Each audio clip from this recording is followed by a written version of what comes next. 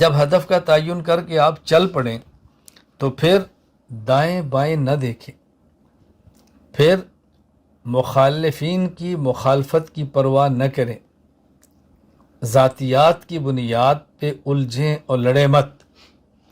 بہت سے لوگ آپ پر اعتراض کریں گے، تنقید کریں گے اور آپ کے جذبات سے کھیلنے کی کوشش کریں گے، آپ کے جذبات کو ابھاریں گے۔ یہ نہ کریں، سمجھنے کی کوشش کریں میری بات، اور منزل مقصود تک پہنچنے کے لیے خود کو سمجھیں۔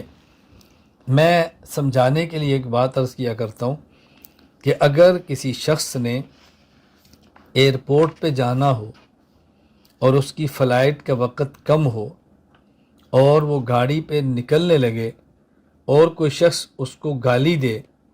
اور وہ اتر کے گالی کا جواب دے، یا اس کے دست و گریبان ہو لڑنا شروع کرے اور اس کو اپنی فلائٹ کے مس ہونے کا خطرہ ہو، میں کچھ الفاظ بولتا ہوں آپ کی اصطلاحات کے لیے، وگرنہ میں الفاظ نہیں بولتا۔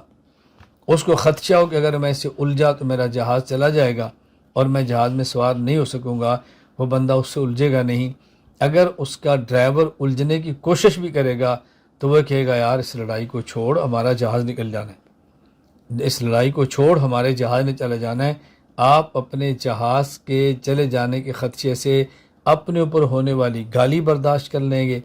اور اپنے اوپر کیا جانے والا تھوک برداشت کر لیں گے، اس لڑائی میں نہیں پڑیں گے، اس لیے کہ کہیں میرا جہاز چلا گیا تو آئندہ جہاز ملے گا نہیں، دن لگ جائیں گے یا مہنگا ملے گا، خرچہ بہت ہوگا۔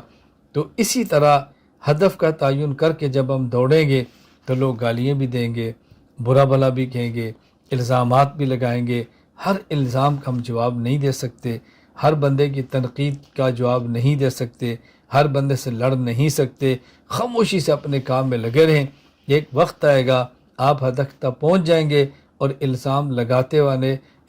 لگانے والے لگاتے رہیں گے اور آپ کی بڑھتی ہوئی رفتار کو دیکھتے رہیں گے۔ اس کا بہت زیادہ اہتمام فرمائیں، وگرنہ الجھنیں پیدا ہوں گی۔